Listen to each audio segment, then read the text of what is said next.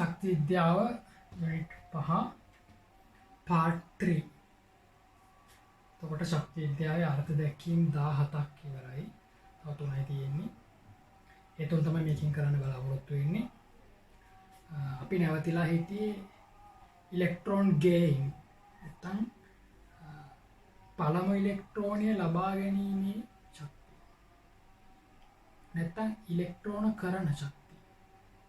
එතකොට මේක ඔයාලට මතක නම් අලුත් දෙයක් නෙවෙයි. පළවෙනි පාඩමේ අන්තිමටම පාඩම ඉවර කරේ මේකෙන්. ඉලෙක්ට්‍රෝන කරන ශක්තිය කියන එක තමයි ඉවර කරේ. මේකෙම අනිත් පැත්ත මේකේ විරුද්ධ ක්‍රියාවලට කියන ඉලෙක්ට්‍රෝන බන්ධුතාව කියන. හරිද? ඒක දැන් තව ටිකකින් දෙනවා. එතකොට මේ දෙක තමයි පළවෙනි පාඩම ඉවර කරේ. හරිද? එතකොට ඒක හොඳටම කරන්නේ මේ පාඩම. ඊට පස්සේ ආයෙ බලාපොරොත්තු වෙන්න බෑ අපිට ආයෙ හම්බ වෙන්නේ නැහැ. එතකොට මේ අවසාන අවස්ථාව මේකෙන් අපි ගොඩ දා ගන්න ඕනේ. ටිකක් සංකීර්ණයි.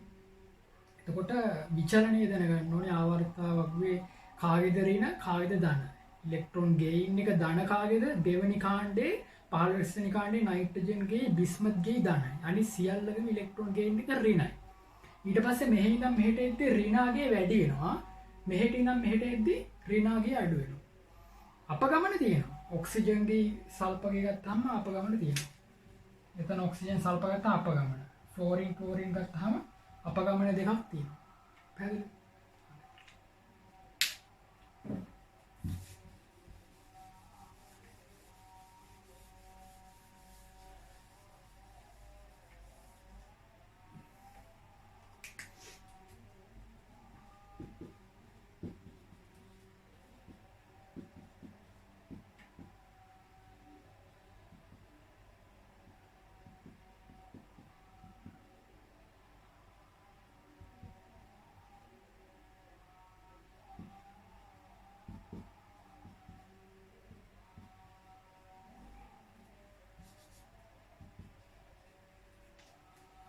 මේ ඍණාගේ වැඩි වෙනවා. දැන් ධනාගයක් තියෙනවා තමයි. ධනාගයක් මෙතන එහෙම තියෙනවා තමයි. ඒකට එච්චර හිතන්න එපා. සමස්තයක් වශයෙන් ඍණාගේ එන්න වැඩි වෙනවා.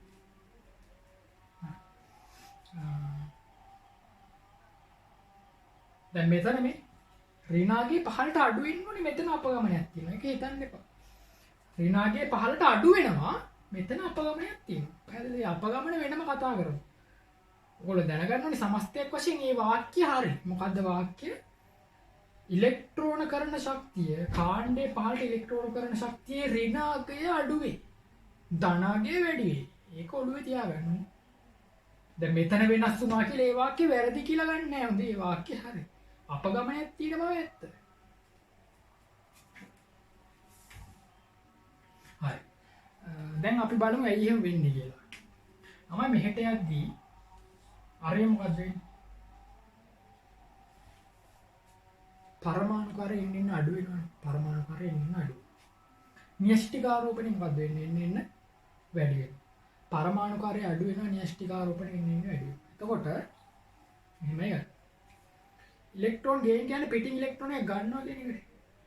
න්‍යෂ්ටිකාරෝපණය වැඩි වෙනකොට න්‍යෂ්ටිකාරෝපණය කියන්නේ ධනාගයක්. න්‍යෂ්ටි කියන්නේ ප්‍රෝටෝනනේ. න්‍යෂ්ටිකාරෝපණය වැඩි වෙනකොට ඉලෙක්ට්‍රෝන වලට තියෙන කැමැත්ත වැඩි. පිටින් ඉලෙක්ට්‍රෝනයක් දෙනවා නම් හරි ආසයි. එහෙනම් හදනවා නම් හරි ආසයි. පිටින් ඉලෙක්ට්‍රෝනයක් ගන්න හරි කැමතියි. න්‍යෂ්ටිකාරෝපණය වැඩි වෙනකොට හරි කැමති ඉලෙක්ට්‍රෝනයක් ගන්න. අරේ අඩු වෙනකොට ඒත් කැමතියි. බාහිර ඉලෙක්ට්‍රෝන වඩා න්‍යෂ්ටිට ආසන්නේනේ තියෙන්නේ. මෙයාගේ න්‍යෂ්ටියට ඈතින් තියෙන්නේ. මෙයාගේ න්‍යෂ්ටියට ආසන්නේ තියෙන්නේ. හින්දා අරේ අඩු වෙන එකත් මෙයාගේ වැඩි වෙන්න හේතුවක්. ඉහළ ඍණාගයක් වෙන්න හේතුවක්. ඉතින් මෙහෙට එන්න ඍණාගේ වැඩි වෙන්නේ ඒකයි ළමයි.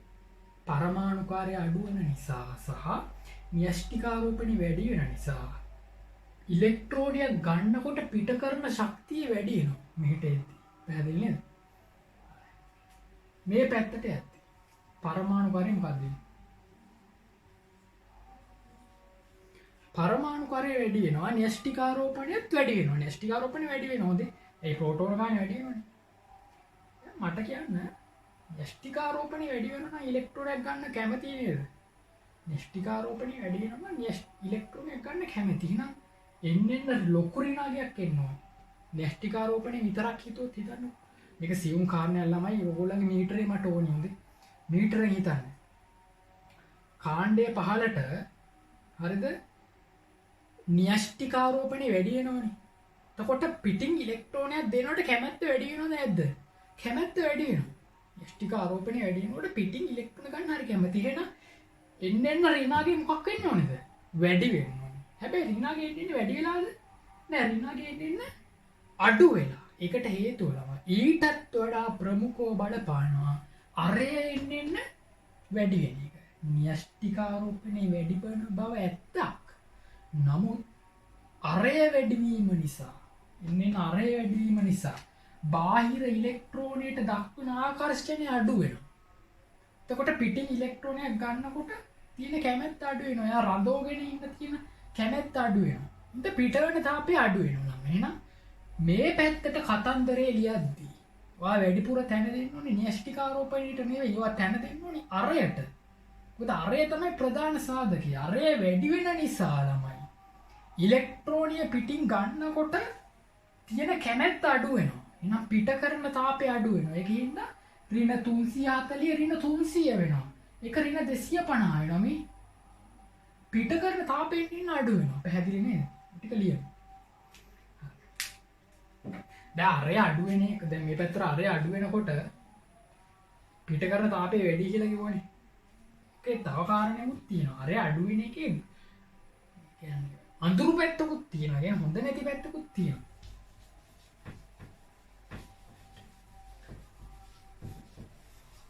ඒක බලපානවා මෙන්න මේ දෙන්නට.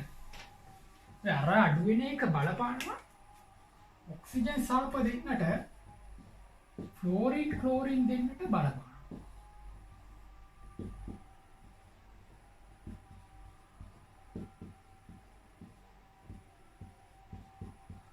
දැන් මෙතන අපගමන දෙකක් තියෙනවානේ. අපි අපේක්ෂා කරන්නේ පහළට අගේ අඩු වෙන බවක්. නමුත් වැඩි වෙලා. පැහැදිලිද? නා අපගමනය විස්තර කරන්න පුළුවන්. ඒකට හේතුව ළමයි මෙයාට වඩා මෙයාගේ අරය අඩුයිනේ. මෙයාට වඩා මෙයාගේ අරය අඩුයිනේ. අරය අඩු වුණාම මෙහෙම වැඩක් කරනවා.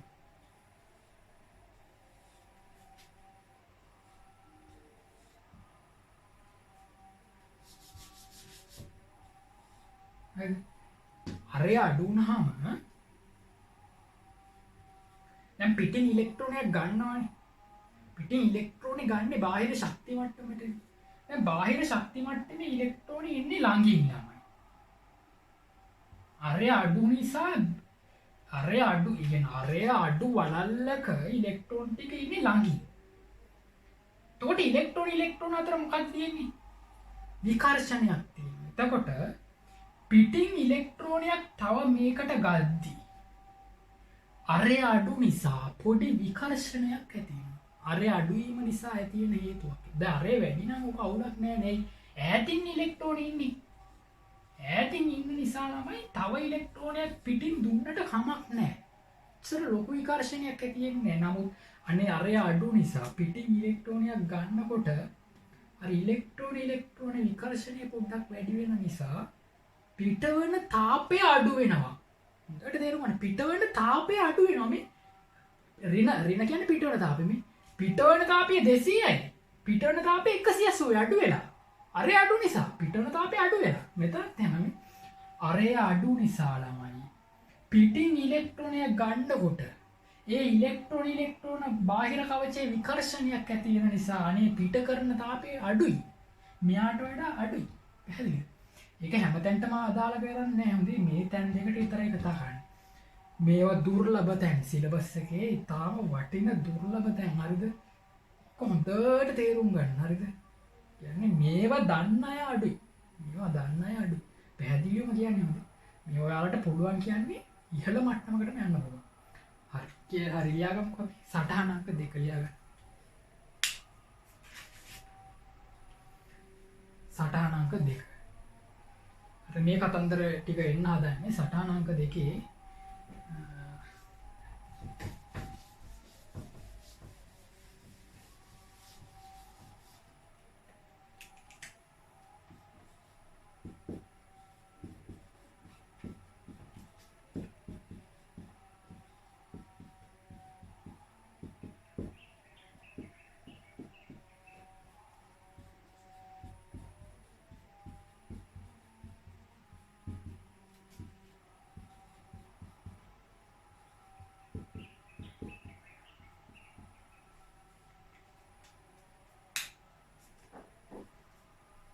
ඔයාලට පේනවා නම් හරිද පළවෙනි ප්‍රතික්‍රියාව තියෙනවනේ පළවෙනි ප්‍රතික්‍රියාවෙන් පෙන්වන්නේ ඉලෙක්ට්‍රෝන ගේ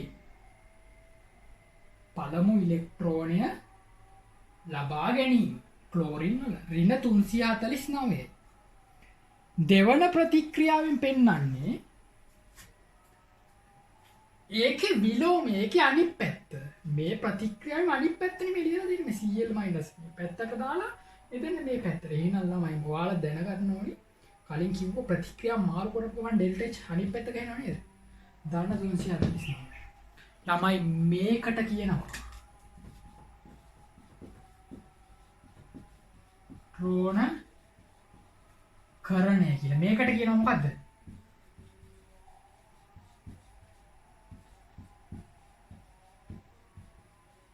ඉලෙක්ට්‍රෝන බන්ධුතාව කියලා ළමයි පරණ සිලබස් එකේ මේ දෙකම එක කියලා අරන් තිබුණේ හොඳේ පරණ සිලබස් එකේ මේ දෙකම එක කියලා අරන් තිබුණේ ડોක්ටර් ජයතිලක කිව්වා ඒ දෙක වැරදි අපේ A level සිලබස් එකේ දෝෂ තියෙනවා මේ දෙක අන්තර්ජාතිකව පිළිගන්නේ දෙකක් අනේක නිවැරදි කරන්න කියලා කියා හිටියේ අලුත් සිලබස් එකක නිවැරදි කරලා තියෙනවා තේරුණාද මේ දෙක දැන් දෙකක් කියලා සලකන්නේ හින්දා වරද්ද ගන්න එපා ගුරුවරු වැරද්දුවත් ඔයාලා වරද්දන්න එපා මේ දෙක දැන් දෙකක් පැහැදිලිද ඒ කියන්නේ මේකේ අනිත් පැත්ත එහෙනම් මම ලියන්නම් මෙහෙම කතන්දරයක්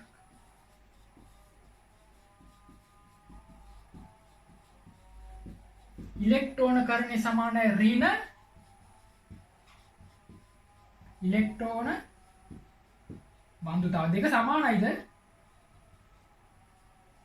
සමාන නැහැ ඍණ ලකුණක් එක දාලා තියෙන්නේ ඉලෙක්ට්‍රෝන කරණය කියන්නේ ඍණ ඉලෙක්ට්‍රෝන බන්ධුතාව තේරුණාද එතන ඉලෙක්ට්‍රෝන බන්ධුතාව කියන්නේ ඍණ ඉලෙක්ට්‍රෝන කරන මේ ඍණ ලකුණ එහා පැත්තට යනවා අනිත් පැත්ත ගහලා ඒ කියන්නේ කලින් දුන්න නේද මම වගුවක් ඒ වගුවේ අගයන් ටික හැමම ලියන්න ඍණ අගයන් ධන කරන්න ධන අගයන් ඍණ කරන්න එතකොට එනවා ඉලෙක්ට්‍රෝන බන්ධුතා ඉලෙක්ට්‍රෝන කරන නෙවෙයි ඉලෙක්ට්‍රෝන බන්ධුතා වගුවේ ඒවලට පැහැදිලිද මෙන්න මේ ප්‍රතික්‍රියාවට අදාළ වැලියුස් ටික වලට ගන්න පුළුවන්. එතකොට මට කියන්න ඉලෙක්ට්‍රෝන බන්ධුතාව ඍණ වෙන්නේ කාගේද? පටල ගන්න එපා. ඉලෙක්ට්‍රෝන බන්ධුතාව ඍණ වෙන්නේ කාගේද? දෙවනි කාණ්ඩයේ දෙවනි කාණ්ඩයේ 15 වෙනි කාණ්ඩයේ නයිට්‍රජන් බිස්මත්ගේ ඉලෙක්ට්‍රෝන බන්ධුතාවය ඍණ. අනිත් සියල්ලගේම ඉලෙක්ට්‍රෝන බන්ධුතාවය ධන. කණ පිට ගහලා තියෙන්නේ.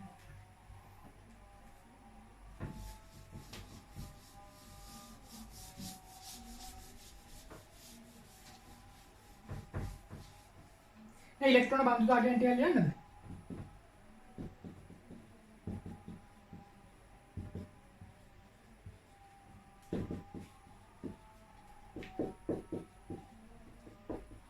මෙහෙම නේද ළමයි?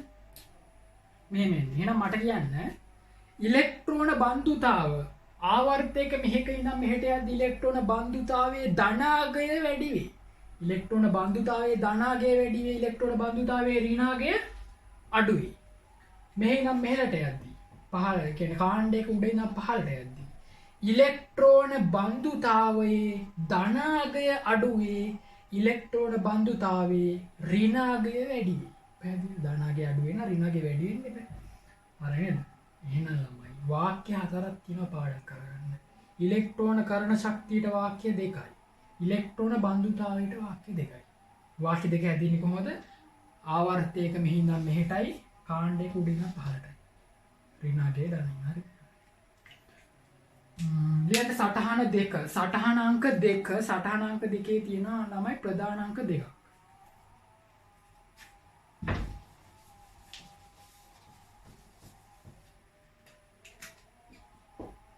अंक एक लियागන්න සටහන අංක 2 අංක 1 ලියාගන්න මම ඉලෙක්ට්‍රෝන බන්ධුතාවයට වෙනම දැන් අර්ධ දැක්වීමක් දෙන්න නැහැ සටහනක් අස්සට තමයි ඒක දාන්නේ හරිද යන්න සම්මත ඉලෙක්ට්‍රෝනකරණයේ සටහන අංක 2 අංක 1 ලියන්න සම්මත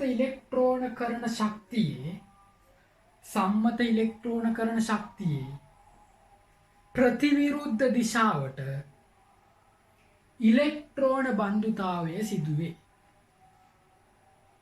මෙය ඩෙල්ටා H A ලෙස හඳුන්වයි ඒ කියන්නේ ඇෆිනිටි කියන එක ඉලෙක්ට්‍රෝන ඇෆිනිටි කියලා කියන්නේ ඔක හැබැයි අන්තර්ජාලෙ ගිහිල්ලා බලන්න එපා අනිත් පැත්ත ගහලා තියෙනවා තේරෙනවද පොඩි සිලබස් පොඩි අවුලක් තියෙන හොඳේ ඇෆිනිටි කියන එක ඉන්ටර්නෙට් එකේ ගිහිල්ලා බලන්න යන්න එපා ඒතකොට පොඩි වෙනසක් පේරේ වලට හරි ප්‍රතිවිරුද්ධ දිශාවට ඉලෙක්ට්‍රෝන බන්ධුතාව සිදුවේ මෙය ඩෙල්ටා H A ලෙස හඳුන්වයි ඩෙල්ටා H A ලෙස හඳුන්වයි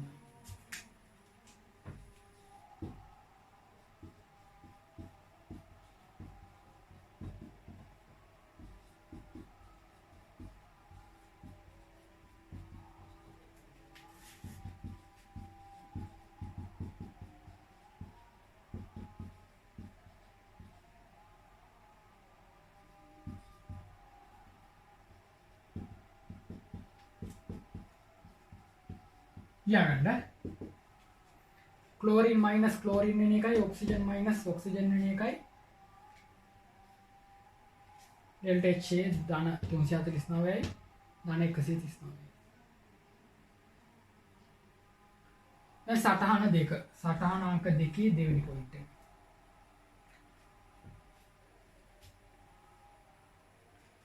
ඒකේ තියෙන ළමයි පොයින්ට් එකක් සටහන අංක 2 පොයින්ට් දෙකක් තියෙනවා ඒකේ පළවෙනි පොයින්ට් එකයි කියන්නේ හරි ලියාගන්න ආවර්තයක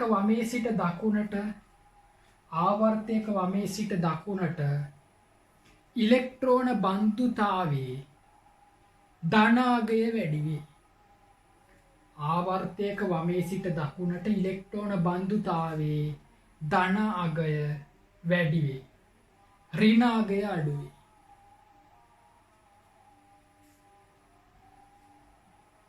MCQ වහනවා ඉලෙක්ට්‍රෝන බන්ධුතාවයේ ධනාගය වැඩි වේ ඍණාගය අඩු වේ පොයින්ට් දෙවෙනි පොයින්ට් එක කාණ්ඩයක ඉහළ සිට පහළට ඉලෙක්ට්‍රෝන බන්ධුතාවයේ ධනාගය අඩු වේ කාණ්ඩයක ඉහළ සිට පහළට ඉලෙක්ට්‍රෝන බන්ධුතාවයේ ධනාගය අඩු වේ ඍණාගය වැඩි වේ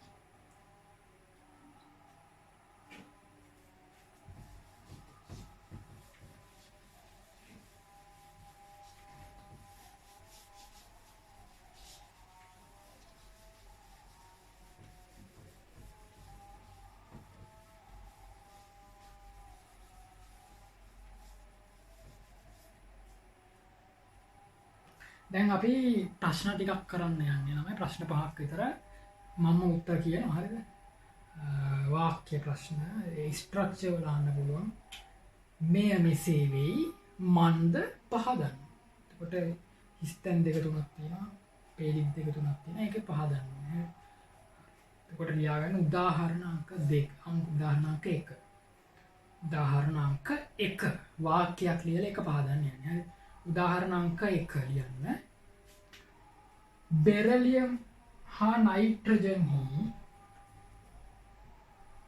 ගානක් හොඳේ බෙරිලියම් හා නයිට්‍රජන් හි ඉලෙක්ට්‍රෝනකරණ ශක්තිය ධනාගයකි පහදන්න බෙරිලියම් හා නයිට්‍රජන් හි ඉලෙක්ට්‍රෝනකරණ ශක්තිය ධනාගයකි පහදන්න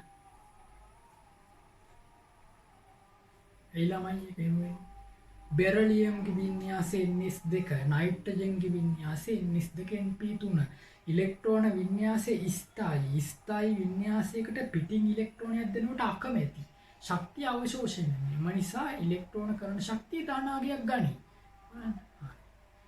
අපි කතා කරලා තියෙන්නේ ලියා ගන්න ඒකේ උත්තරේ ලියා ගන්නවා බෙරිලියම් හා නයිට්‍රජන් හි ඉලෙක්ට්‍රෝන වින්‍යාස පිළිවෙලින් බෙරිලියම් හා නයිට්‍රජන් හි ඉලෙක්ට්‍රෝන වින්‍යාස පිළිවෙලින් NS2 හා NS2 NP3 ආකාර වේ.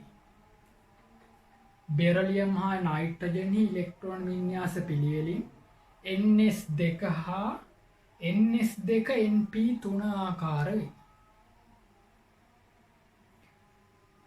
මේවා සාපේක්ෂව ස්ථායි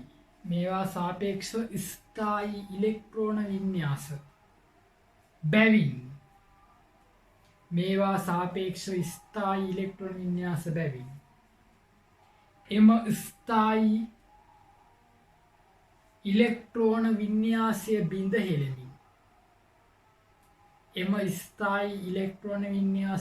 හෙළමින් ඉලෙක්ට්‍රෝනයක් එකතු කිරීමට වින්‍යාසය බිඳ හෙළමින්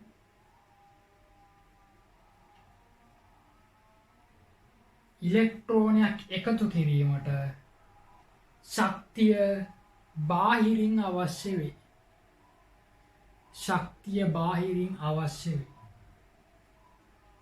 එම නිසා ΔH Eg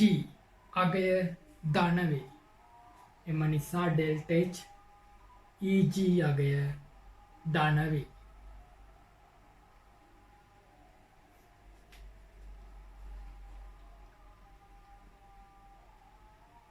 උදාහරණාංක 2 ෆ්ලෝරින්හි ඉලෙක්ට්‍රෝනකරණ ශක්තිය FF capital F. උදාහරණාංක 2 ගානක් ෆ්ලෝරින්හි ඉලෙක්ට්‍රෝනකරණ ශක්තියට වඩා ක්ලෝරින්හි Cl ෆ්ලෝරින්හි ඉලෙක්ට්‍රෝනකරණ ශක්තියට වඩා ක්ලෝරින්හි ඉලෙක්ට්‍රෝනකරණ ශක්තිය ඉහළය.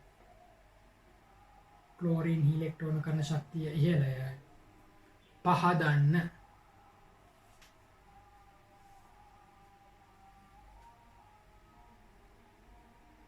එතකොට දැන් අරයෙන් කියන්නේ නරය සහ න්‍යෂ්ටිකාරෝපණය දෙකෙන්ම කියන්න පුළුවන්. අරය අඩුයි සහ එතන අපගමනනේ තියෙන්නේ. එතකොට කියන්නේ අරය අඩුවීම නිසා ඉලෙක්ට්‍රෝන ළඟින් තියෙන එතකොට පොඩි විකර්ෂණයක් ඇති වෙනවා. ඒ විකර්ෂණයේ හේතුවෙන් ශක්තිය පිටවීම අඩුයි කියලා කියනවා නේද?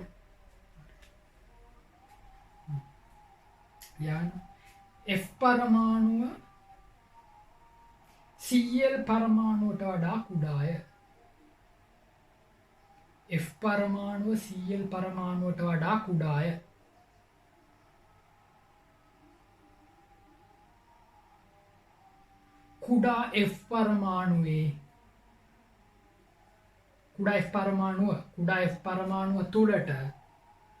කුඩා F පරමාණුව තුලට ඉලෙක්ට්‍රෝනයක් එකතු කිරීමේදී ඉලෙක්ට්‍රෝන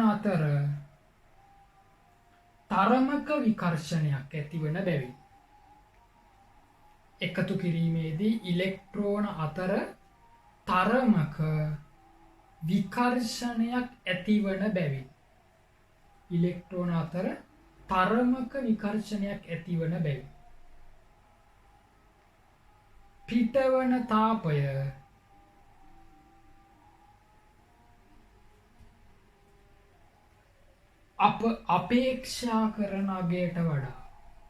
පිටවන තාපය අපේක්ෂා කරන අගයට වඩා තරමක් අඩුය.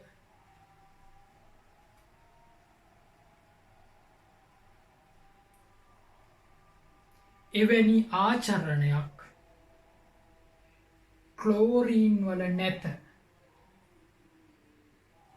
ආචරණයක් ක්ලෝරින් වල නැත.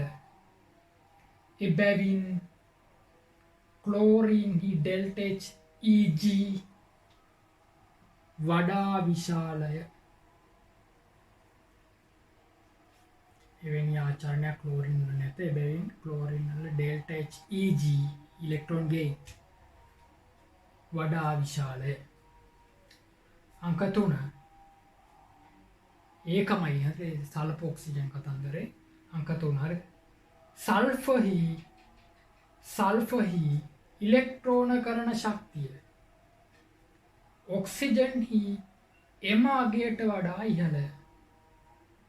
සල්ෆහි ඉලෙක්ට්‍රෝන කරන ශක්තිය ඔක්සිජන්හි එම අගයට වඩා ඉහළ පහදන්න.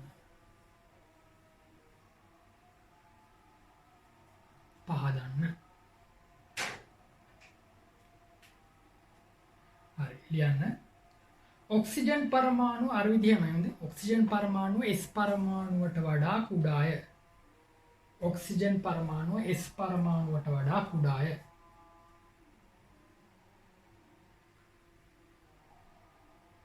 කුඩා O පරමාණුව තුලට ඉලෙක්ට්‍රෝනයක් එකතු කිරීමේදී කුඩා O පරමාණුව තුලට ඉලෙක්ට්‍රෝනයක් එකතු කිරීමේදී ඉලෙක්ට්‍රෝන අතර විකර්ෂණයක් ඇතිවන බැවින් පිටවන තාපය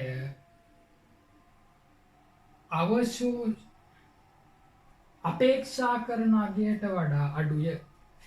පිටවන තාපය අපේක්ෂා කරන අගයට වඩා අඩුය. S පරමාණුව Oට වඩා විශාල නිසා එවැනි ආචරණයක් ඇති නොවේ.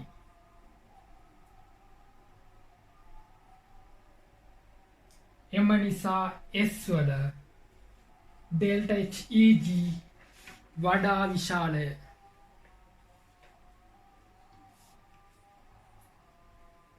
අංක 4.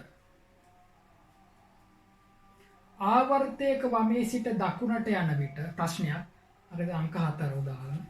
ආවර්තයක වමේ සිට දකුණට යන විට ඉලෙක්ට්‍රෝන කරන ශක්තියේ ඍණාගය වැඩි වේ. පහදන්න. ආවර්තයක වමේ සිට දකුණට යන විට ඉලෙක්ට්‍රෝන කරන ශක්තියේ ඍණාගය වැඩි වේ. පහදන්න. එතකොට ළමයි අරය අඩු වෙන එකෙනුයි න්‍යෂ්ටිකාරෝපණ වැඩි වෙන එකෙනුයි දෙකෙන්ම ඔක් කියනවා. මොකද අරය වැඩි වෙන එක වාසියක් විදිහට මේලා ගන්නෙ. අරය අඩු වෙනකොට ඉලෙක්ට්‍රෝනය ගන්න කැමති. න්‍යෂ්ටිට වඩා ආසන්නී තියාගෙන නැහැ. අරය අඩු වෙනකොට න්‍යෂ්ටිය හරි කැමති න්‍යෂ්ටිය ළඟින් ඉලෙක්ට්‍රෝනය තියාගෙන ඉන්න කියලායි අපි කියන්නේ. හොඳ අර ඉලෙක්ට්‍රෝන දෙකක් අතර විකර්ෂණය වැඩි වෙනවා කියන කතන්දරේ කියන්නේ. හොඳ ඒක සල්ෆ ඔක්සිජන් වලටයි ෆ්ලෝරින් ක්ලෝරින් වලට විතරයි අපි ගන්නෙ. අරය අඩු වෙනකොට පිටවන ශක්තිය වැඩි ඇත්තටම. හොඳේ. හරි කැමැත්තෙන් ඉලෙක්ට්‍රෝනය පිට කරනවා. මේ ඉලෙක්ට්‍රෝනයක් ගන්නවා. හරි කැමැත්තෙන් ඉලෙක්ට්‍රෝනයක් ගන්නවා. එතකොට ඉලෙක්ට්‍රෝනයක් ගන්නකොට ශක්තිය පිට කරනවා. හරි. එතකොට මේක පහදන්නේ අරයෙන් සහ න්‍යෂ්ටික ආරෝපණය. පැහැදිලිද? ලියන්න. ආවර්තයක වමේ සිට දකුණට යන විට පරමාණුකාරය කුඩා වන අතර සඵල න්‍යෂ්ටික ආරෝපණය විශාල වේ.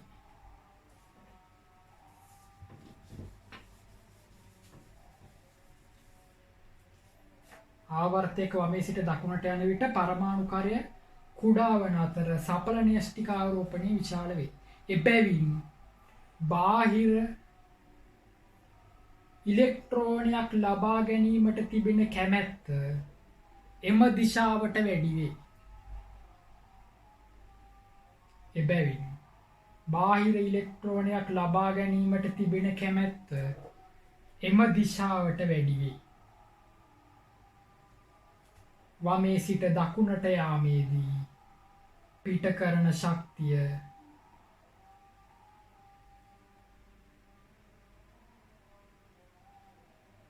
විශාල වන්නේ එබැවිනි.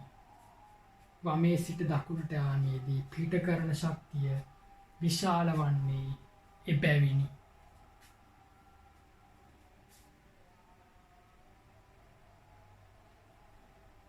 පහ දෙනම් පහලට කාණ්ඩයක ඉහළ සිට පහලට පහගෙන ප්‍රශ්නය. හරිද? කාණ්ඩයක ඉහළ සිට පහලට යන විට ඉලෙක්ට්‍රෝන කරන ශක්තියේ ඍණාගය අඩු වේ. පහදන්න. කාණ්ඩයක ඉහළ සිට පහලට යන විට ඉලෙක්ට්‍රෝන කරන ශක්තියේ ඍණාගය අඩු වේ.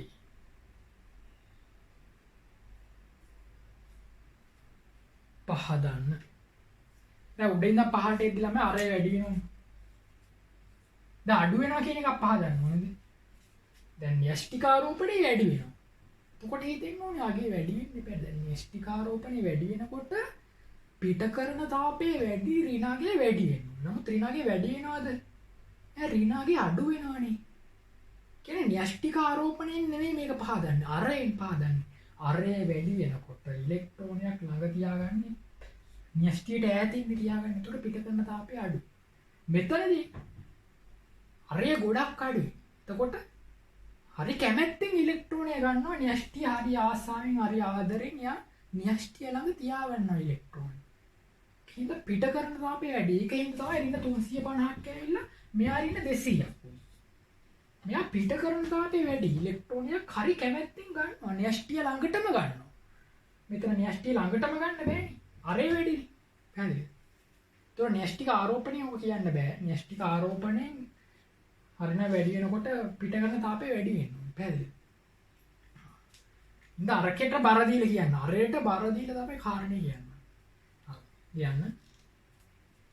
කාණ්ඩයක ඉහළ සිට පහළට න්‍යෂ්ටික කාණ්ඩයක ඉහළ සිට පහළට න්‍යෂ්ටික ආරෝපණය වැඩි වන බව ඇත්තකි.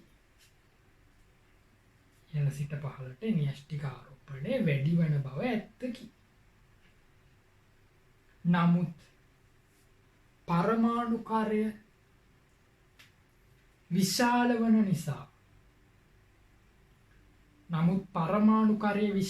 නිසා බාහිරින් ඇතුළු කරන ඉලෙක්ට්‍රෝනය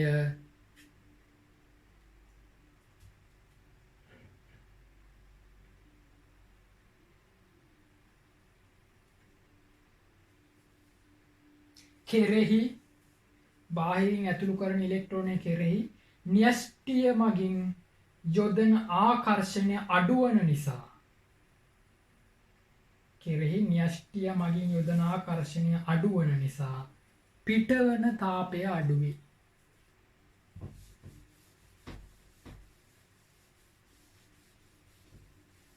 පිටවන තාපය අඩුවේ.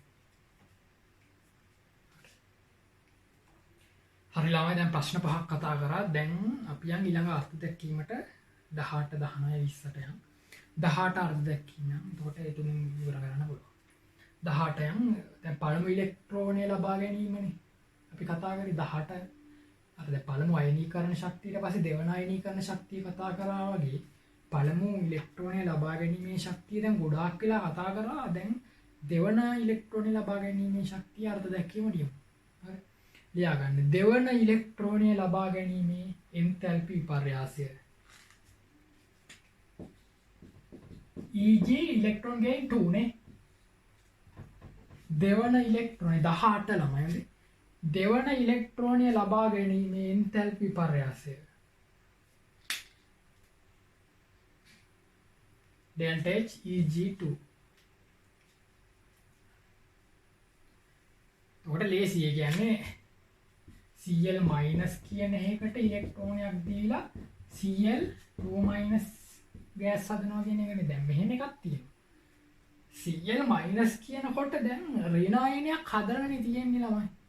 එතකොට Cl minus අයනයේ සපල ඍණ ක්ෂේත්‍රයක් තියෙනවා. සපල ඍණ විද්‍යුත් ක්ෂේත්‍රයක් තියෙනවා. එතකොට සපල ඍණ ක්ෂේත්‍රයකට පිටින් ඍණ ආරෝපිත ඉලෙක්ට්‍රෝනයක් ආයෙ දෙන්න ගියාම විකර්ෂණයක් ඇති වෙනවා. දැන් මෙයා දැන් ඍණ ආරෝපිත ගෝලයක්නේ. Cl minus කියන්නේ ඍණ ආරෝපිත ගෝලයක්. ඒකට පිටින් ඍණ ආරෝපිත ඉලෙක්ට්‍රෝනයක් දෙන්න ගියාම ළමයි දෙගොල්ලම එකම ආරෝපිත ඍණනේ විකර්ෂණය කරනවා. හරි අමාරු වැඩක් මේක. දෙවන ඉලෙක්ට්‍රෝනය ලබා දෙන එක හරි අමාරු. Cl2 minus හදන එක හරි අමාරු. ඒකින්ද මෙයා delta H Eg2 ළමයි නිසකවම ධනාගයක්. පැහැදිලිද? නිසකවම තාප අවශෝෂක ප්‍රතික්‍රියාවක්. ශක්තිය පිටින් දෙන්න ඕනේ. හරි. යාගෙන සම්මත අවස්ථාවේ පවතින වායුමය ඒක ඍණ අයනයකට ඒක ඍණ අයන මවුලයකට සම්මත අවස්ථාවේ පවතින වායුමය ඒක ඍණ අයන මවුලයකට ඉලෙක්ට්‍රෝනය බැගින්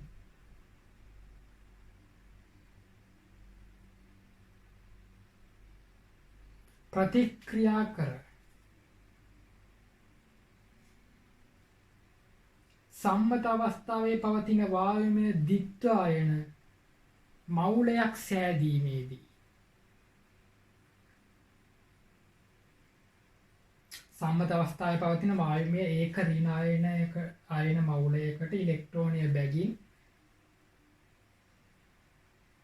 ප්‍රතික්‍රියා කර සම්මත අවස්ථාවේ පවතින වායුමය ද්විත්ව ඍණායන මවුලයක් සෑදීමේදී සිදුවන එන්තැල්පි පර්යාසයයි.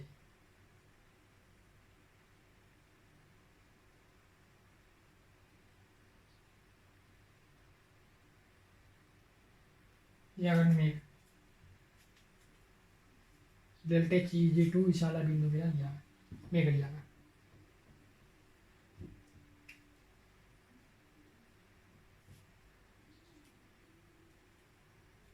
මෙය සෑම විටම ධනාගයකි. මෙය සෑම විටම ධනාගයකි. දැන් ඔයාලා දැනගන්න නම් ඇත්ත සෑම වෙලාවටම ධන වෙන්නේ මොනවද සෑම වෙලාවටම ඍණ වෙන්නේ මොනවද කියන එක පිළිබඳ අවබෝධයක් ඔයාලට එන්න ඕනේ. අනාගතේ කතා කරමු. හරි. ඒකට උදාහරණයකින් අපි ගන්න හදමු. පොඩි ගාරිතීටම ගානක් වාක්‍යයක් පහදන්න යන්නේ. උදාහරණ 1 කියලා ලියන්න. උදාහරණ 1 කියලා ලියන්න. වාක්‍යයක් ලියන්න. ඒ වාක්‍ය පහදමු ඊට පස්සේ. උදාහරණ 1. සම්මත දෙවන ඉලෙක්ට්‍රෝනය ලබා ගැනීමේ එන්තැල්පිය සෑම විටම ධනාගයක් වන්නේ මන්ද? සම්මත දෙවන ඉලෙක්ට්‍රෝනය ලබා ගැනීමේ එන්තැල්පිය සෑම විටම ධනාගයක් වන්නේ මන්ද?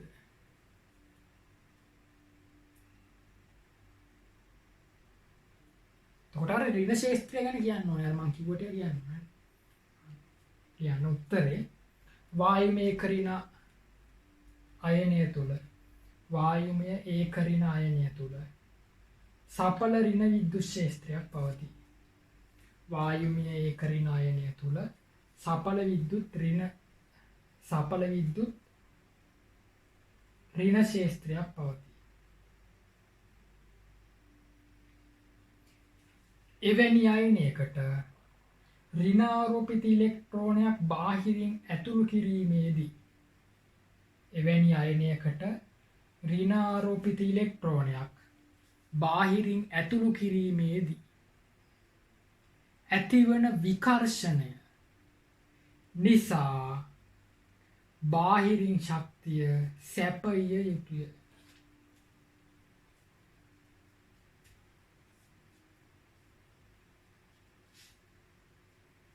එබැවින් ඩෙල්ටා Heg2 සම විටම ධනාගයකි. එබැවින් ඩෙල්ටා Heg2 සම විටම ධනාගයකි.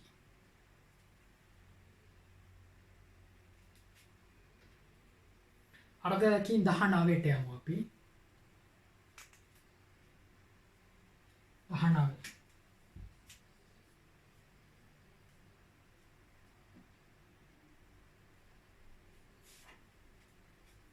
යන සම්මත බන්ධන විඝටන එන්තැල්පිය ගොඩක් වටින එකක්. සම්මත බන්ධන විඝටන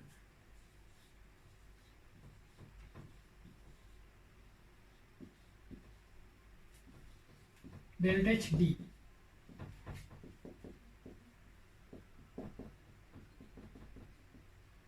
dissociation. අම ඔයාලා වීඩියෝ බලනවා ෆෝන් එකකින් බලන්න නැතුව කම්පියුටර් එකකින් බලනවා හොඳයි. මේ පැහැදිලිව පේන එකක් නැති. හරි. බැරි වුණොත් ෆෝන් එකෙන් බලන්න. නාට වඩා හොඳයි කම්පියුටර් එකක් හොයාගන්නවා.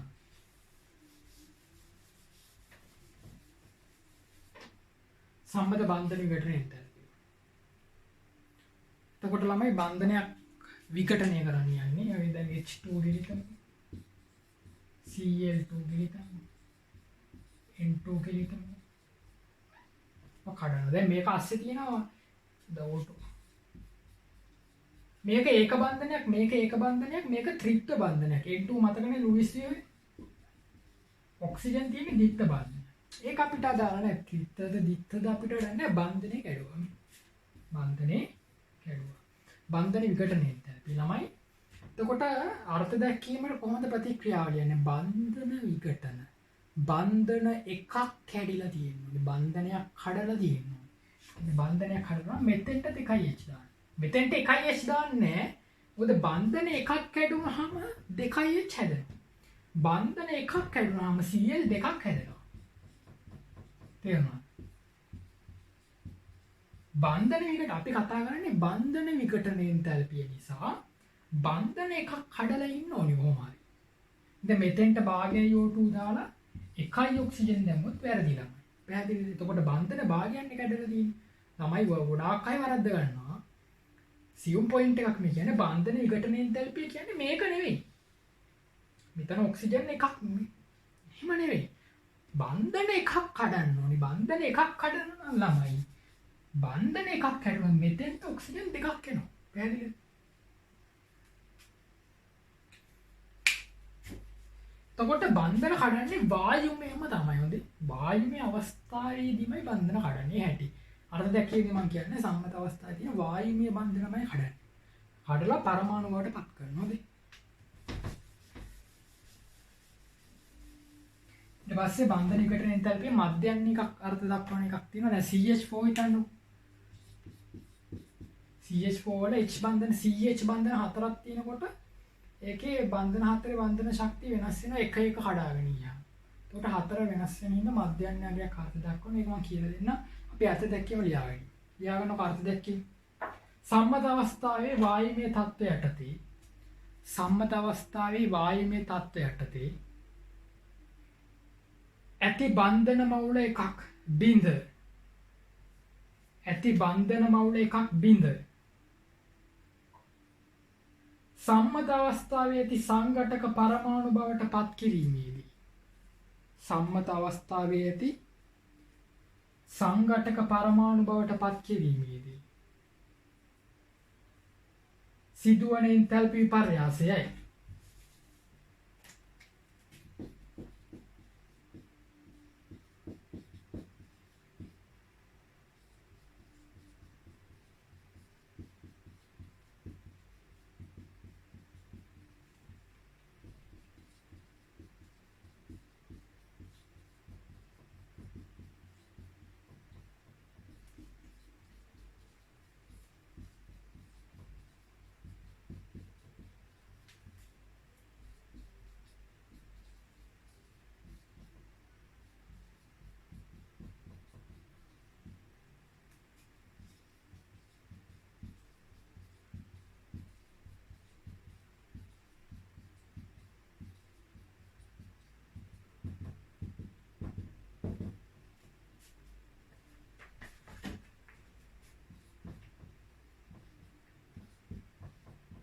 ලියාගන්න.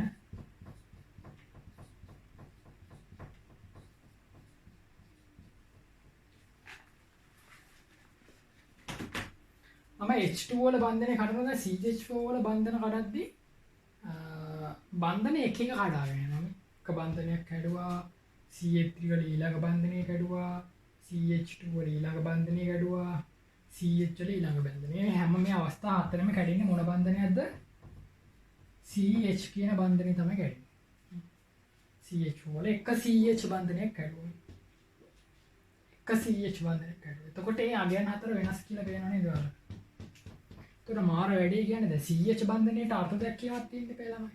අගයක් තියෙන්න බෑ. CH බන්ධනයට අගයක් තියෙන්න බෑ. අගයන් හතරක් නේ ඉන්නේ. ඒකින්ද ඒකට අපි අර්ථ දක්වන මධ්‍යයන්‍ය අගයක්. එතකොට ඩෙල්ටා H CH කියන එක delta HD C delta H D CH කියන බන්ධනයේ අර්ථ දක්වන්නේ මෙහෙම. මේ හතරම එකතු කරනවා. මේ හතර එකතු කරලා හතරෙන් බෙදුවාම එන නේද මධ්‍යයන්‍ය අගයක්. ඒක තමයි CH බන්ධනයේ මධ්‍යයන්‍ය බන්ධන විකටන ශක්තිය. දැන් H2 වල එහෙම නෑ. එයාගේ එක බන්ධනයේ තියෙන්නේ ඒක කෙලින්ම 437යි. බන්ධන විකටනයට ළමයි ශක්තිය ඕනි. බන්ධන කඩන්න පිටින් ශක්තිය ඕනි. ඉතින් බන්ධන විකටන එන්තැල්පිය සෑමවිටම ධනාගයක්. තාප අවශෝෂක ප්‍රතික්‍රියාවක් එක අනිවාර්යෙන් ධන. හරි මේක ලියාගන්නකො.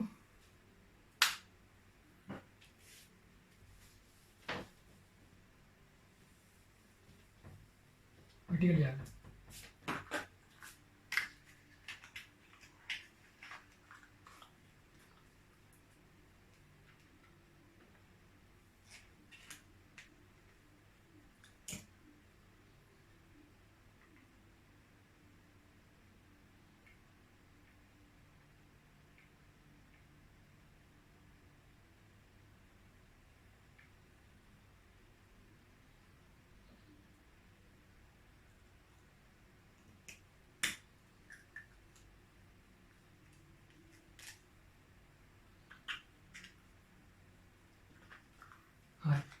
ඊට පස්සේ ලියාගෙන වාක්‍යය ලියාගන්න.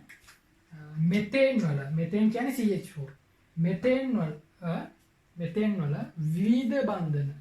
වල විවිධ බන්ධන විඝටන ශක්තිය එකිනෙකට වෙනස් නිසා CH4 වලට මධ්‍යන්‍ය බන්ධන විඝටන එන්තැල්පියක් අර්ථ දක්වයි. මෙතේන් වල විවිධ බන්ධන විඝටන ශක්තිය එකිනෙකට වෙනස් නිසා CH4 වලට මධ්‍යන්‍ය බන්ධන විඝටන එන්තැල්පියක් අර්ථ දක්වයි.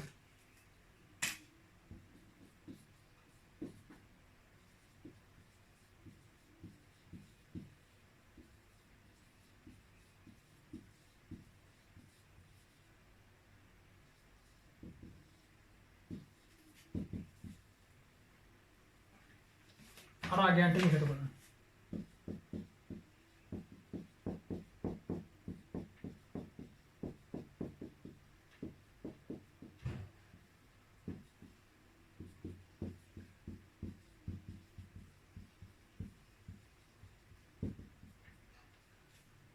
මේ සෑම විටම ධන අගයකි.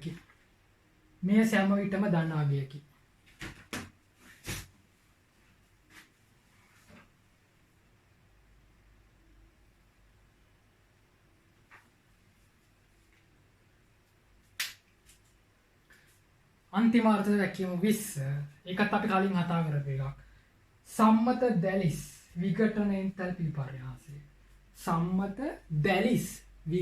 එන්තැල්පි විපර්යාසය.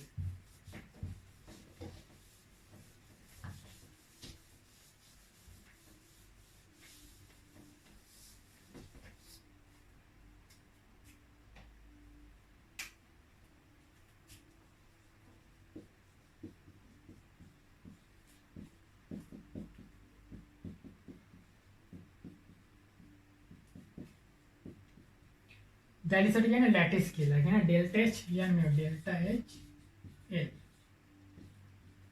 ලැටිස්.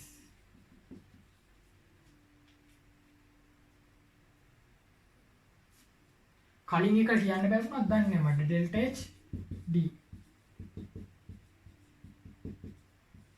dissociation. බන්ධන විඝටනයේ ළමයි ඩෙල්ටා H D dissociation කලින් එක හොඳයි. ඩෙල්ටා H D dissociation කලින් එක.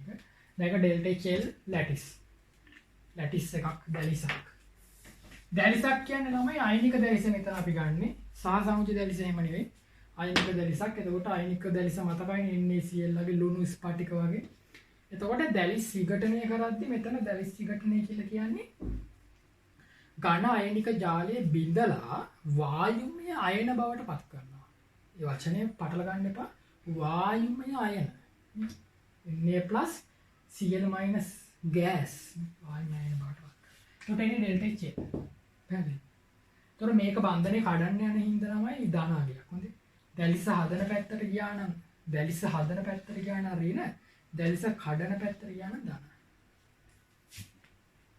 ධන 88යි.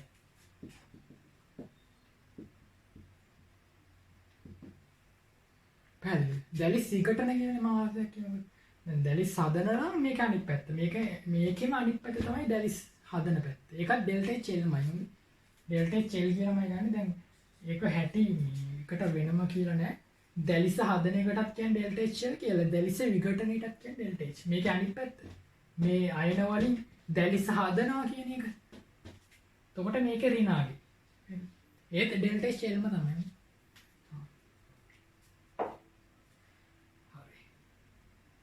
සම්මත අවස්ථාවේ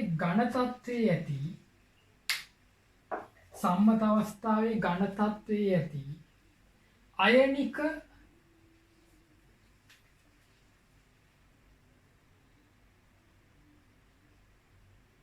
සංයෝග මවුලයක්.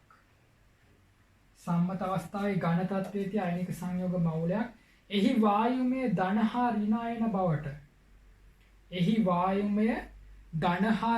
බවට පත් කිරීමේදී සිදුවන එන්තල්පි විපර්යාසයයි.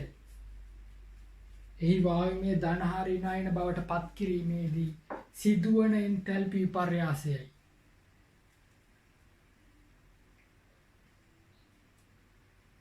කියලා මේක ලියන්න.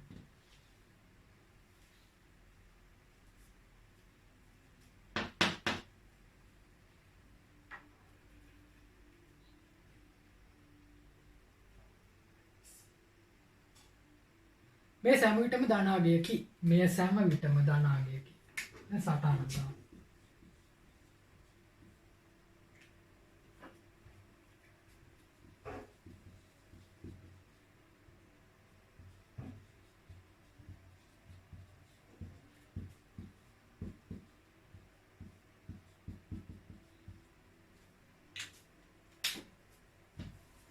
මම දැලිස් ශක්තිය මනින විදිහ මම ඔයාලට කිව්වා. ඒ කියන්නේ මනින්න කියන්නේ සංසන්දනය කරන. සංයෝග දෙක දැලිස් ශක්ති සංසන්දනය කරන විදිහක් කිව්වා. එක්තරා සූත්‍රයක්. දැලිස් ශක්තිය අපි කතා කරා ආයනික සංයෝගය. දැලිස් එන්තල්පිය සංසන්දනය කරන සූත්‍රයක් කිව්වා. Q1 Q2 යට R1 R2. එතකොට R1 ධන R2 කියලා කියන්නේ අරයන් දෙකේ එකතුව. අන්තරායනික දුර කියලා කියනවා. අරයන් දෙක එකතු වෙන අන්තරායනික දුර. දැලිසේ මේ තියෙන Q1 Q2 කියන්නේ කැටායනයේ ආරෝපණයයි ඇනායනයේ ආරෝපණය. එතකොට මේකෙන් අපිට කියන්න පුළුවන් දැලිස් එන්තල්පියේ අගේ වැඩි වෙනවද අඩු වෙනවද කියලා. ඍණාගය ගැන හිතන්නේ. හිතන්නකෝ. NaCl NaF හිතන්නකෝ. මේ දෙන්නාගේ දැලිස් එන්තල්පිය වැඩි කාගේද කියලා අහනවා. මේ දෙන්නගේ දැලිස් එන්තල්පිය වැඩි කාගේද කියලා අහනවා. දැන් බලන්න කැටායන එකමයි නේද? කැටායනේ එකමයි. එහෙනම් කැටායනේ සංසන්දනය කරන්නේ ඇනායනේ ගන්න. ඇනායනේ තියෙන්නේ Cl එකක්. Cl මෙතන තියෙන්නේ F-. F- අරේ කුඩයි නේද? F- අරේ කුඩයි. එතකොට ඇනායනයේ ආරෝපණයත් සමානයි ළමයි. ඇනායනයේ ආරෝපණයත් සමානයි. කැටායනේ ගන්න දෙකම එකයි සංසන්දනයේදී කැටායනේ ගන්න. ඇනායනයේ ආරෝපණය ගන්නෙත් නෑ සමානයි. හැබැයි ඇනායනයේ අරය ගන්නවා. අරය මෙයාගේ අඩු. අරය අඩු වුණොත් මොකක් වෙනවද? මේක වැඩි වෙනවා. අරය අඩු වුණොත් මේක වැඩි වෙනවා. මෙයාගේ දැලිස් එන්තල්පිය වැඩි. මෙයාගේ දැලිස් එන්තල්පිය වැඩි.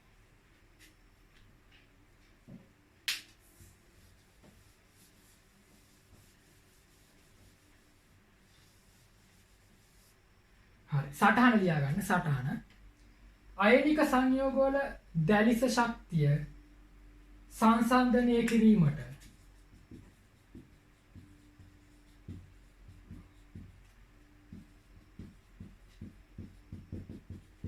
සංසන්දනය කිරීමට පහත සමීකරණය යොදාගත හැක. පහත සමීකරණය යොදාගත හැක. සංසන්දනය කිරීමට පහත සමීකරණය යොදාගත හැක කියලා මේක ලියා ගන්න. Q1 Q2 යට R1 ධන R2 ලියා ගන්න. ඊට පස්සේ නම් කරන්න. Q1 කියන්නේ කැටායනයේ ආරෝපණය. Q1 කියන්නේ කැටායනයේ ආරෝපණය. Q2 කියන්නේ ඇනායනයේ ආරෝපණය. R1 කියන්නේ කැටායනයේ අරය. R2 කියන්නේ ඇනායනයේ අරය. නම් කරන්න පැත්තක නම් කරන්න.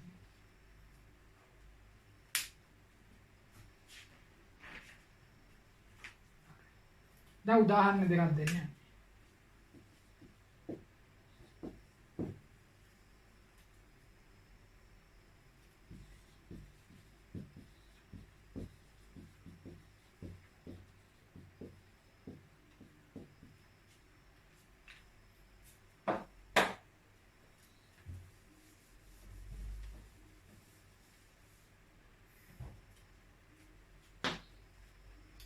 මේ සෙට් එකේ දැලිස් ශක්තිය වැඩි වෙන පිළිල හදන්න තියෙනවා. හරිද? කැටායනේ එකමයි ළමයි. කැටායනේ එකමයි. ඇනායනේ වෙනස් වෙලා ඇනායනේ ආරෝපණය එකමයි. ඍණ 1 F- Br- ඍණ 1 Cl- ඍණ 1 I- ඍණ 1. කියන්නේ ආරේ ආරෝපණය ගන්නෙත් නෑ. ගන්න එකම සාධකයි. දැන් සාධක හතරක් තියෙනවා ළමයි. Q1 Q2 R1 R2 කියලා සාධක හතරේ සාධක තුනක්ම අයින් කරා. එක සාධකයේ තියෙන්නේ ඇනායනේ අරය විතර. එතකොට ඒ අරය ගත්තොත් ළමයි අරය අඩු වෙනකොට දැලිස් එන්තල්පිය වැඩි වෙනවා. යටනේ තියෙන්නේ. පදේ යටනේ තියෙන්නේ. ඒක කටකාලේ වැඩි වෙනවා. එහෙනම් අරය අඩු මෙයාගේ එහෙනම් NF වැඩි. ඊට ඊට පස්සේ F ට පස්සේ C එක.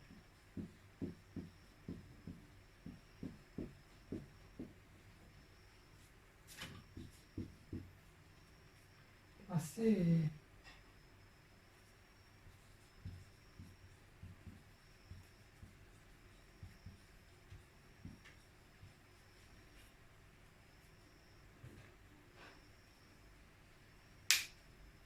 තුන්වෙනි උදාහරණය. දැන් දෙවෙනි උදාහරණය. ක්ලෝරයිඩ් තුනක් තියෙනවා. ක්ලෝරයිඩ් තුන දැන් සංසන්දනය කරන්න ඕනේ දැලිස් ශක්තිය. හරි. ඒතකොට දැලිස් ශක්තිය සංසන්දනය කරද්දී අපි බලන ඇනායනි. ඇනායනි තුන් දෙනාගේම එකයි. නෑ ඇනායනි ගන්නවද නෑ. ඇනායනි අරයත් අයින් කරන්න ඇනායනි ආරෝපණයත් අයින් කරන්න. කියන්නේ සාධක හතරෙන් දෙකක්ම අයින් කරා. දැන් ගන්න කැටායනි. කැටායනි මෙතන කියන්නේ Na+ Mg2+ Al3+ ළමයි කැටායනි ආරෝපණය වෙනස් වෙනවා. එහෙනම් ආරෝපණය කියන සාධකය ගන්නවා. අරය ගත්තොත් අරයත් වෙනස් වෙනවා. මෙතන සාධක දෙකකින් බලපානවා. මෙතන එක සාධකයෙන් ඉඳන් මෙතන කැටායනේ අරය කියන සාධකයක් බලපානවා.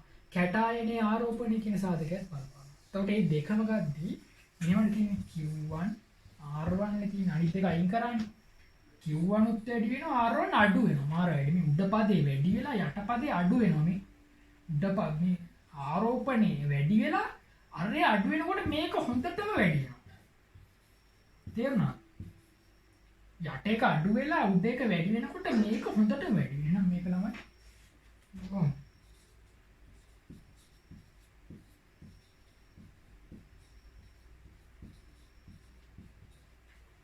මේක උත්තරේ පැහැදිලිද?